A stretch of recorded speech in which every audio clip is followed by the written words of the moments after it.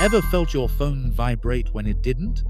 Welcome to modern life, where phantom buzzes are more common than real calls, and screen time is the new pandemic no one's masking up for. Hi, and welcome to this eye-opening, slightly uncomfortable, and definitely entertaining deep dive into one of the biggest silent epidemics of our time: digital addiction. We're not talking about just wasting a few minutes on memes. We're talking about doom scrolling through 3 a.m., living in group chats instead of real chats, and losing hours in a black hole of cat videos and controversy. Sound familiar? That's your brain on dopamine, hacked, hijacked, and held hostage by your screen. But hey, don't panic. This isn't a tech bashing, throw your phone in the river kind of video. It's about reclaiming control without quitting modern life. Because let's face it, you need Google Maps more than you need yoga right now. In this documentary, you'll discover why your brain loves screens and keeps begging for more, how scrolling sabotages your sleep, focus, posture, and piece the sneaky signs you're already hooked, even if you think you're not real. Research-backed strategies to break free without going full monk, and yes, how to raise screen-smart kids in a TikTok-obsessed world. We'll laugh, we'll cringe, you'll nod like, yep, that's me. But most importantly, you'll walk away with the clarity, motivation, and tools to take your life back, one swipe at a time.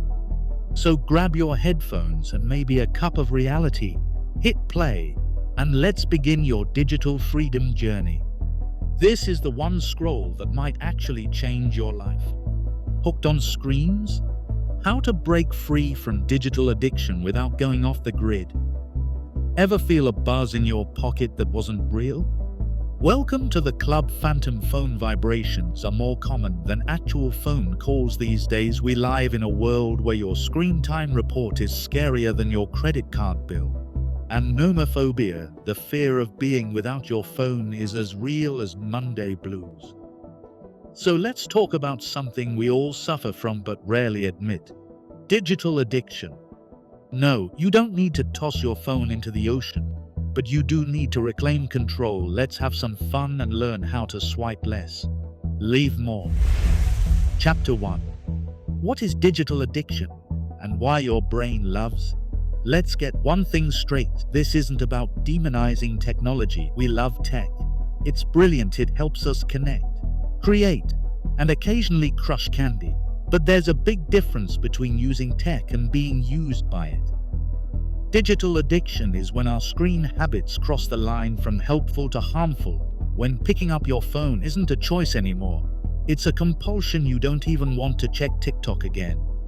And yet, there you are, 46 videos deep, laughing at a cat who barks like a dog. So, what is addiction really? Classic definition: a compulsive need for and use of a habit-forming substance or behavior, despite harmful consequences. Translation: you keep doing it even though you know it's hurting you. Sound familiar? Here's how digital addiction fits. You say you'll check one notification, but 45 minutes later, you're arguing with strangers in a comment section. You plan to sleep early, but your screen says, "Still watching?" And you whisper back, "Just one more, you're with friends." But scrolling through other people's lives. Digital addiction isn't about weakness, it's about wiring. Your brain is a dopamine junkie. Dopamine is the feel-good neurotransmitter. It gets released when you eat chocolate, score a goal, or get a like on Instagram. Apps are engineered to hijack this system. Ever heard of variable rewards? That's when you don't get a reward every time, but sometimes. Like a slot machine, that's what your social feed is. Sometimes there's a like, sometimes there's a meme, sometimes nothing, but your brain keeps checking because it might be great this time. That unpredictability, it's addicting as heck. And it's not by accident. Silicon Valley doesn't build apps to help you use less, they use neuroscience to keep you hooked. Ever notice how infinite scroll never ends? or how stories expire in 24 hours. It's urgency FOMO, it's engineered anxiety, and it works beautifully. Studies show that we touch our phones over 2,600 times a day, and for heavy users, that number shoots up to over 5,400. We check our screens an average of 58 times per day, and almost 50% of those checks happen within 3 minutes of the previous one. That's not just habit, that's a dependency loop. Add to this the social reinforcement. Likes, comments, DMs, they're not just fun, they're validation. Every ping is a whisper, you matter. Every message is proof, you're included. It's hardwired human needs, belonging, recognition, connection, now delivered via Wi-Fi. And here's the kicker, your brain doesn't just like this. It adapts to it over time. It starts expecting this dopamine drip, so when you're offline, you don't just feel bored. You feel anxious, empty. It's not just boredom anymore, it's withdrawal. This is why digital addiction is so sneaky. No one sets out to get addicted to their phone, it happens in micro moments, one harmless scroll at a time. Until suddenly, hours are gone. Your focus is fried, and you can't remember why you picked up your phone in the first place. To make things worse, we live in a world where digital use is applauded. Want to look productive? Stare at your laptop. Want to look cool? Post your coffee. Want to look successful? Show off your online hustle. It's no longer enough to live your life, you have to share it. Let's not forget kids, many are getting phones before they get their adult teeth. They're growing up thinking eye contact is awkward and 3-second videos are long. Digital addiction isn't just an adult problem, it's a generational challenge. So what do? First, we laugh because sometimes the only way to deal with absurdity is humor, but then we wake up. We recognize that the same brain chemistry that kept cavemen alert for predators is now being hacked by cat videos, and we take back control. Because you are not weak, you're not lazy, you're just human, and your brain was never meant to be in a 24/7 notification war zone. Chapter 2. Signs you might be addicted, and how to spot them without denial goggles. Let's play a little game called Am I Addicted or Just Really Plugged In? If you've ever lost time, sleep, or your temper thanks to a screen, this one's for you. Here are the red flags, told with a little humor and a lot of truth. 1. The wake-up scroll. If the first thing you do in the morning is grab your phone instead of saying good morning to your own reflection, we've got a clue. Your eyelids aren't fully open, but your thumb already knows its way to Instagram.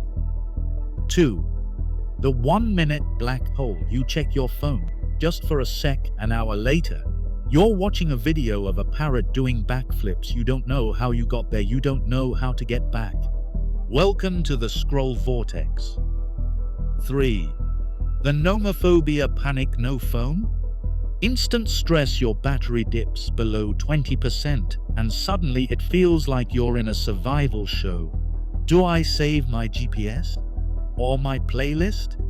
The fear is real, and it even has a name: nomophobia. 4. The ghost bounce syndrome. Your phone is on silent. It's not even in your pocket, but you felt it vibrate. That's your nervous system rewiring itself around notifications. Creepy? Yep, common? Very. 5. The phantom productivity. You swear you were just checking your email, but somehow 3 hours disappeared. You did reply to 1 email, but also watched 5 movie trailers, checked the weather in 12 cities, and somehow ended up researching the history of shoelaces. Time well wasted. 6. The social zombie scroll. You're out with friends, everyone's talking, and you're scrolling. You don't even mean to, you're just on autopilot. That's not multitasking, that's being mentally elsewhere. It's called phubbing, phone snubbing, and it's a relationship killer. 7. The mood meter malfunction. Feeling anxious, sad, bored? Your first instinct is to scroll, but instead of relief, you feel worse. Social media comparison hits hard. That's not just a coincidence, it's a dopamine crash. Your brain's high wears off, and it's not pretty. 8. The no phone, no focus rule. Try sitting quietly with no phone, no music, no stimulation, just you and your thoughts. If that idea makes you squirm, congratulations, you might have a problem. Being unable to focus or enjoy silence is a real side effect of overstimulation. 9. The sleep sabotage. You go to bed at 10 p.m. or at least you mean to, but you bring your phone, and suddenly it's 1 a.m. and you're knee-deep in conspiracy theory TikToks. The blue light messes with melatonin, and the guilt messes with your mornings. 10. The micro-anger moment. Ever slam your phone down in frustration because your Wi-Fi cut out? Or got irrationally mad when a video buffered for 2 seconds? That's not just tech rage, that's dependency disguised as frustration. So, how many did you check off? If you're nodding along to most of these, don't panic, you're not alone. These behaviors are so common they've become cultural norms, but common doesn't mean healthy. Think of it like junk food. 1 donut? Fine, a dozen donuts every day for a year? Not so much. Same goes for screens. The problem isn't use, it's overuse. And the sooner we recognize these signs, the sooner we can start to dial it back. In our next chapter, what's this addiction actually doing to your brain and body? Spoiler, it's more than just sore thumbs and tired eyes. Stick around, we're about to get science why, and maybe just a little scary, but in a good, empowering way. Chapter 3. What's it doing to us? The hidden physical and mental costs. Alright, you've admitted you might have a tiny screen problem, maybe even laughed at yourself a little, but now it's time to look under the hood. Because this addiction isn't just hijacking your free time, it's remodeling your brain, sabotaging your health, and sneakily draining your mental energy like a battery-hogging app in the background. Let's break it down. 1. Brain drain. Attention span meltdown. Once upon a time, goldfish were mocked for having a 9-second attention span. Well, guess what? The average human attention span is now 8 seconds. Goldfish win. Thanks to rapid-fire scrolling and dopamine-driven apps, our brains are being trained to crave novelty. Can't focus on one thing? You're not alone. It's a real rewiring of neural pathways. Multitasking? More like microtasking. 2. The anxiety tap. Always on, never off. Notifications are the new fight or flight triggers. Each ping, ding, or flash nudges your stress hormones. Cortisol levels rise. Heart rate spikes. Even unread message bubbles can cause micro-anxiety. Constant alertness keeps your body in a low-grade emergency mode. You're living like there's a tiger in your inbox. 3. Blue light blues. Sleep deprivation nation. Your phone's blue light suppresses melatonin, the hormone that tells your body it's time to sleep. That late-night scrollathon? It's turning your brain into a nightclub. The result? Poor sleep quality, insomnia, and foggy mornings where coffee isn't enough.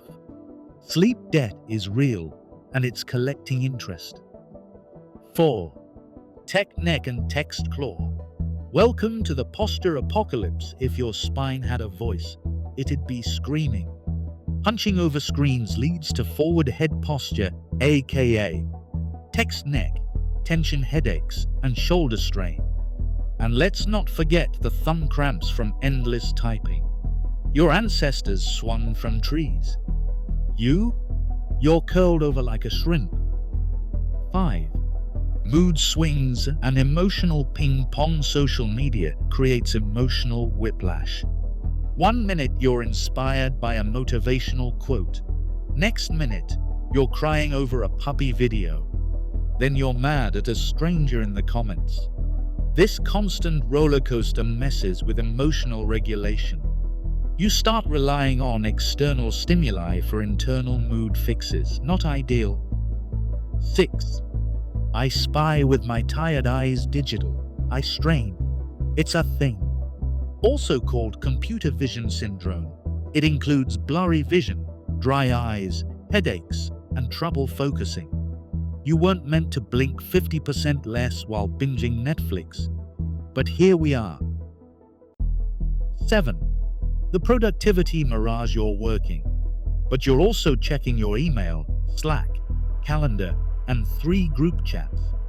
Multitasking might feel productive, but studies show it actually lowers output by 40%.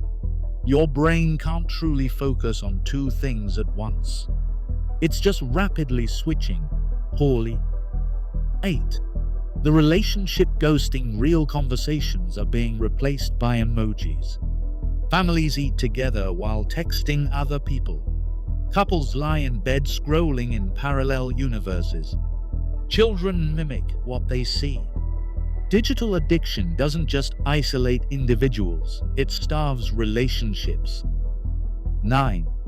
The self-esteem sucker. Comparison is the thief of joy, and social media is a thief's paradise. You compare your real life to someone's highlight reel. Filters, followers, fake perfection. It all chips away at your self-worth. The likes might feel like love, but they're empty calories for your soul. 10.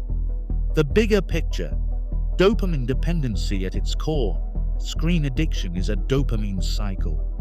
Hit, crave, repeat. Over time, your brain becomes less sensitive to pleasure. That's why you need more stimulation to feel anything at all. Natural joys, a sunset, a deep chat, a book, feel dull in comparison. This is known as anhedonia, the inability to feel pleasure. And that's no joke. Time for the plot twist. This is reversible. Neuroplasticity, your brain's ability to rewire itself, is your superpower. But it starts with awareness. And that's exactly what you're building right now. Up next, how do we actually break free? Stay tuned for proven, practical steps to detox your brain without moving to a cabin in the woods. Spoiler, it's easier and way more fun than you think. Chapter 4. The Detox, how to break free without going Amish. All right, you've survived the truth bombs. You've laughed, cringed, and probably checked your screen 3 times while reading this. But now comes the part that matters most: reclaiming your time, your energy, and your mental space. Let's detox the digital life, not with shame, but with strategy. You don't need to live in a log cabin, churn butter, or throw your phone into a volcano. You just need a few smart swaps and boundaries. 1. Track it like a detective. You can't fix what you don't measure. Use tools like Screen Time, iOS, Digital Wellbeing, Android, or Rescue Time for computers to track your usage. You might think you're using your phone just a little, but the numbers will say otherwise, like a brutally honest best friend. 2. Declutter your digital life. Delete the apps that suck time and give little value. Unfollow accounts that drain your energy. Turn off non-essential notifications. Your brain deserves peace. Pro tip: put the most distracting apps in a folder labeled Waste of Life. It's funny and oddly effective. 3. Set up no phone zones. Your bedroom is for sleep and romance, not scrolling. Make it a screen-free sanctuary. Same goes for dinner tables, bathrooms. First 30 minutes after waking up. Boundaries breed balance. 4. Try a 24-hour digital detox. You won't die. Pick one day a week. Go screen light. Leave your phone in a drawer. Journal. Take a walk. Call your mom. You'll remember how alive the world feels when you're not watching it through pixels. 5. Grayscale. Your phone color is stimulating. App icons are designed to attract you. Turning your screen to grayscale makes it less appealing. Think of it as visual bland food. You won't crave it as much. 6. Replace. Don't just remove, don't just delete TikTok. Add something better in its place. Read 10 pages of a book. Take a short walk. Call a friend. Learn one new skill. It's not just about removing habits. It's about replacing dopamine sources. 7. Set app limits and actually honor them. Most phones allow time restrictions. Set a daily cap for entertainment apps, and when it hits the limit, to stop. Think of it like a smart parent saying, "That's enough sugar, buddy." 8. Reward yourself. Yes, bribes work. Complete 3 days of low screen time. Treat yourself to a coffee or that funky candle you saw at the store. Positive reinforcement is powerful. 9. Find accountability partners. Create a digital downshift challenge with friends or family. Share wins. Laugh at fails. Encourage each other. Accountability turns discipline into teamwork. 10. Reconnect or plan screen-free activities. Board games. Nature walks. Cook with friends. Meditate in silence. Real-life joys release deeper, more sustainable dopamine, and they don't need charging. Final thought for the chapter. This isn't about quitting tech, it's about controlling it before it controls you. You don't need to live offline. You just need to live on purpose. Because your time, your mind, and your relationships are way too precious to waste on the infinite scroll. Next up, what about kids? Families. How do we raise screen-smart kids in a world built on screens? Let's talk about digital parenting, the fun, the chaos, and the Jedi-level wisdom you'll need to survive. Chapter 5. Helping kids and parents. Navigate the digital jungle. Let's be honest, parenting in the digital age is like trying to teach your kid to ride a bike while someone hands them a smartphone and says, "Here, record it for TikTok." Children today are digital natives. They swipe before they speak, stream before they walk, and say, "Hey Google," before "please." And while screens offer educational tools, entertainment, and social connections, they also come with pitfalls. The trick isn't banning technology, it's building boundaries and modeling balance. 1. Start with the mirror. Kids copy adults. Children don't do what you say. They do what you do. If you're glued to your phone at dinner, so will they be. If your quality time includes checking emails between Monopoly turns, don't be shocked when they text under the table. Set the tone. No screens at the table. No phones in bedrooms. Screen-free mornings and evenings. 2. Tech rules that actually work, because just stop doesn't. Create screen time schedules. Set specific times for entertainment. Use e.g.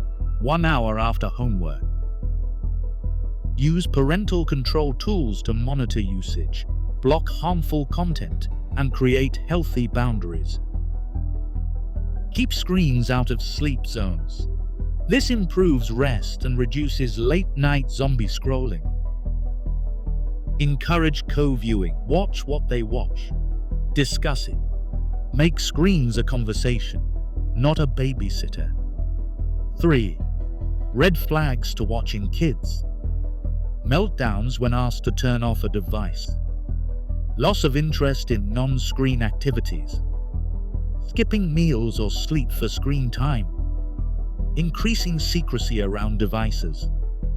If you see these, it's not a sign you failed, it's a sign they need help recalibrating. Think course correction, not crack down. 4. Build a dopamine-rich offline world. Help kids find joy outside the screen. Start a hobby box, paint, puzzles, play. Plant a small garden or grow herbs on the balcony. Sign them up for martial arts, dance, or drama. Take nature walks or stargazing nights. Offline experiences build real-world confidence, creativity, and calm. 5. Use tech to teach, not just entertain. Tech isn't the enemy. It's a tool. Use it wisely. Educational apps like Duolingo, Khan Academy, Scratch. Podcasts for kids. Virtual museum tours. Coding games. Make screen time an investment in learning, not just a dopamine drip. 6. Talk about screen health like you talk about toothbrushing. Make screen hygiene a part of normal conversation. How did that game make you feel? Did watching that video make you think differently about something? Was that app fun or just a time filler? These conversations build digital literacy and emotional awareness. 7. Tech-free family rituals. Screen-free Sundays. Tech-free dinner challenges. Phones stacked, rule during outings.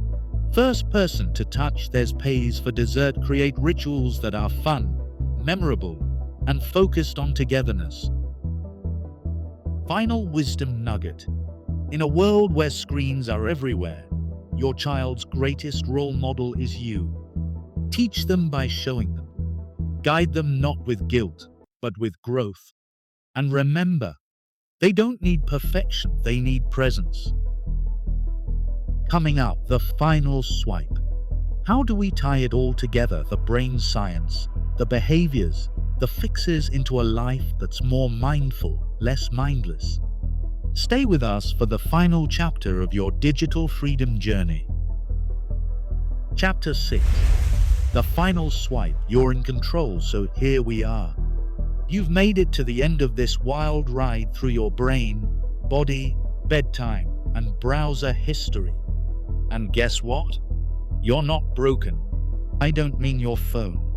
I mean your choice. 1.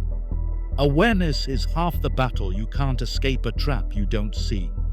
Now that you understand how screens hijack your dopamine, your posture, your sleep, your focus, and your peace of mind, you've already won round 1. 2. You don't need to be perfect. Just present. Digital detox isn't an all-or-nothing game. You don't have to throw your phone in a lake, unless you really want to. You just need to wake up a little. Choose intention over impulse. Ask, is this helping me or hijacking me? Before you tap. 3. Make disconnection normal again. Normalize putting your phone on silent. Normalize not answering DMs instantly. Normalize eye contact.